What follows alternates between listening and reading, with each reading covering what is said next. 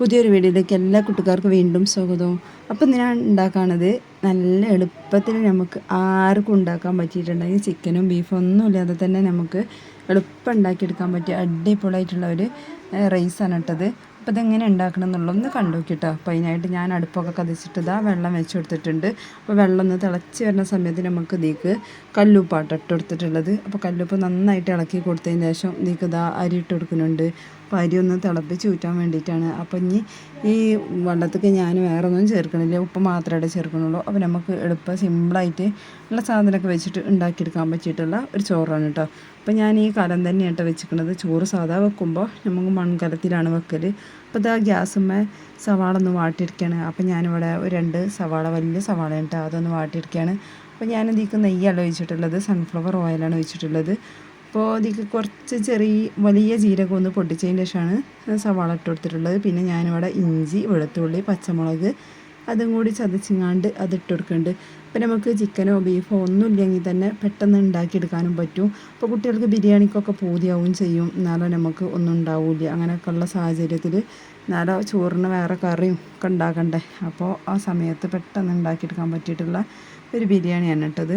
അപ്പോൾ നമുക്ക് ഈ ഓയിൽ ഇതൊന്ന് മൂപ്പിച്ചെടുക്കണം, എന്നാലേ അതിൻ്റെ ഒരു ബിരിയാണീൻ്റെ നല്ലൊരു ടേസ്റ്റ് ഉണ്ടാവുള്ളൂ. അതുപോലെ ഈ സവാള നന്നായിട്ട് മൂത്ത് വരണം.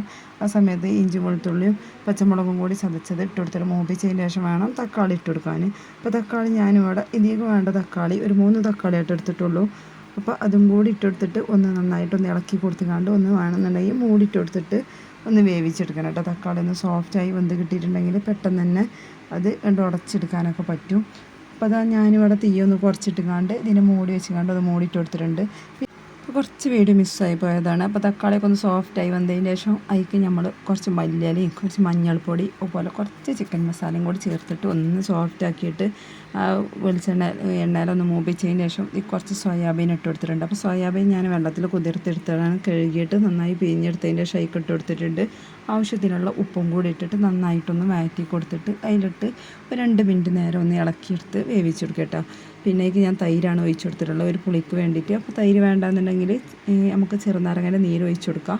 അപ്പോൾ നമുക്ക് ഒന്ന് മൂടിയിട്ട് കൊടുത്തതിന് ശേഷം ഒന്ന് സെറ്റ് ആയതിന് ശേഷം അതിൻ്റെ മുകളിൽ ഇതാ ചോറൊക്കെ ഊറ്റിയെടുത്ത് ഇട്ട് കൊടുത്തിട്ടുണ്ട്. അപ്പോൾ ചോറ് വേവാറാതെ തന്നെ ഊറ്റി കൊടുക്കണം.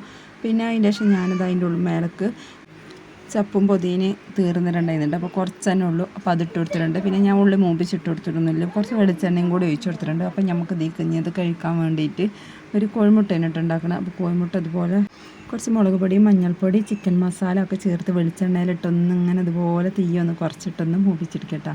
അപ്പോൾ ഈ മുട്ട ഫ്രൈ ചെയ്തിട്ട് എടുക്കുമ്പോൾ നല്ലൊരു രുചി തന്നെയാണ്. അപ്പോൾ നമ്മളെ റൈസൊക്കെ അടിപൊളിയായിട്ട് കിട്ടിയിട്ടുണ്ട് കേട്ടോ. കണ്ടില്ലേ, ചെറിയ മസാലയും കൂടുതൽ മസാല ആകുമ്പോൾ കുട്ടികൾക്കൊന്നും ഇഷ്ടമല്ല കേട്ടോ, അങ്ങനെ എടുത്തിട്ട് കാണ്ടിരിക്കണം എന്നൊക്കെ പറഞ്ഞിട്ട്. അപ്പോൾ ഇതാ വെളിച്ചെണ്ണ മുകളിൽ ഒഴിച്ചിട്ടുണ്ടെങ്കിൽ നല്ലൊരു ടേസ്റ്റ് തന്നെയാണ്. അപ്പോൾ നമ്മൾ വളരെ എളുപ്പത്തിൽ ഉണ്ടാക്കിയെടുത്താണ് ചോറുന്നാൻ നേരത്താണ് അത് ഉണ്ടാക്കിയിട്ടുള്ളത്. അപ്പോൾ നമുക്ക് ചിക്കനും ബീഫൊന്നും ഇല്ലെങ്കിലും എന്തെങ്കിലുമൊക്കെ ഉള്ള സാധനങ്ങളൊക്കെ വെച്ചിട്ട് ഇതുപോലൊരു കുട്ടികൾക്ക് പൊതിക്ക് ബിരിയാണിയൊക്കെ ഉണ്ടാക്കി കൊടുക്കുക. അപ്പോൾ ബിരിയാണിക്കുള്ള എല്ലാ സാധനങ്ങളൊക്കെ ഉണ്ടായിട്ട് കാത്തിരിക്കേണ്ട ആവശ്യമൊന്നുമില്ല കേട്ടോ. അപ്പോൾ നമുക്ക് അങ്ങനെ ഉണ്ടാക്കാം സാധനങ്ങളൊക്കെ ഉണ്ടാകുമ്പോൾ.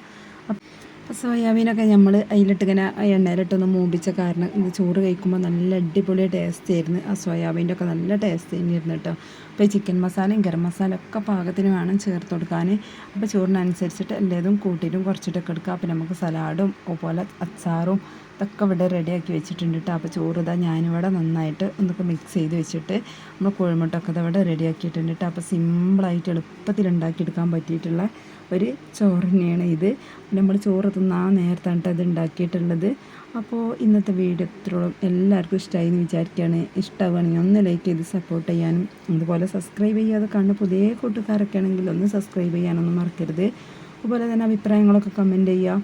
പിന്നെ ഇതുവരെ വീഡിയോ കണ്ട് സപ്പോർട്ട് ചെയ്ത് ഒരുപാട് കൂട്ടുകാരുണ്ട് കേട്ടോ, അവർക്ക് ഒരുപാട് നന്ദിയുണ്ട്. അപ്പോൾ ഇൻഷാ അല്ലാഹ് അടുത്ത വീഡിയോയിൽ കാണാം. അതുവരെ എൻ്റെ എല്ലാ കൂട്ടുകാർക്കും അസ്സലാമു അലൈക്കും.